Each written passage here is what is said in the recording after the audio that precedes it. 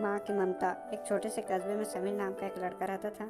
बचपन से ही पिता की मृत्यु हो जाने के कारण परिवार की आर्थिक स्थिति बड़ी दयनीय थी। समीर की माँ कुछ पढ़ी लिखी जरूर थी, लेकिन उतनी पढ़ाई से नौकरी कहाँ मिलने वाली थी। सो घर घर बर्तन मांज कर और सिलाई बुनाई का काम करके किसी तरह अपने बच्चों को पढ़ा लिखा रही थी।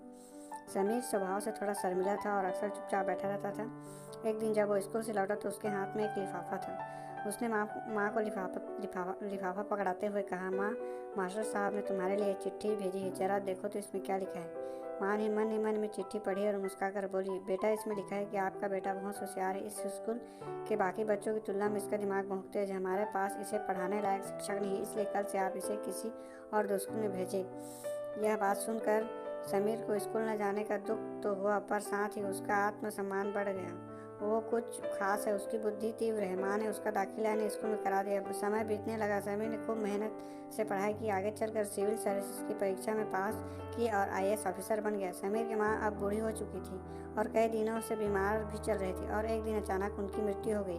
समीर के लिए एक बहुत बड़ा आघात हुआ। वह बिलक बिलक कर रो पड़ा। उसे समझ नहीं आ रहा था कि अपनी माँ के बिना वो कैसे जिएगा। रोते रोते उसने माँ की पुरानी अलमारी खोली, हाथ में उसकी माला, चश्मा और अन्य वस्तुएं को चुनने लगी। उस अलमारी में समीर के पुराने खिलौने और बचपन के कपड़े तक संभाल के रखे थे। समीर एक कर सारी चीज़ों को निकालता गया और तभी उसकी नज़र एक पुरानी चिट्ठी पर पड़ी।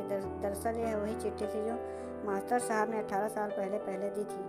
नम आंखों से समीर ने उसने पढ़ने लगा, आदरणीय अभिभावक, आपको बताते हुए हमें अफसोस हो रहा है कि आपका बेटा समीर पढ़ाई में बेहद कमज़ोर है और खेल कूद में भी भाग नहीं लेता। जान पड़ता है कि उम्र के हिसाब से समीर की बुद्धि विकसित नहीं हो पाई, अतः हमें इसे अपने विद्यालय में पढ़ाने में असमर्थ हैं। आपसे निवेदन है कि समीर का दाखिला किसी मंद बुद्धि विद्यालय में कराएं अथवा खुद घर रखकर इसे पढ़ाएं। सादर प्रिंसिपल। समीर जानता था कि भले ही वह उसकी माँ दुनिया से नहीं रह पाई, वो जहाँ भी रहे उनकी ममता का आशीर्वाद सदा उस पर बना रहेगा। माँ से बढ़कर त्याग और तपस्या की मूर्त वाला कौन हो सकता है। हम पढ़ लिख कर बड़े हो कुछ बन जाएं, इसके लिए वो चुपचाप न जाने कितनी कुर्बानियाँ देती हैं। अपनी ज़रूरत को मार कर हमारे शौक़ पूरा करती है। यहाँ तक कि संतान बुरा व्यवहार करे तो भी उसका भला ही सोचती है। सचमुच माँ जैसा कोई नहीं होता।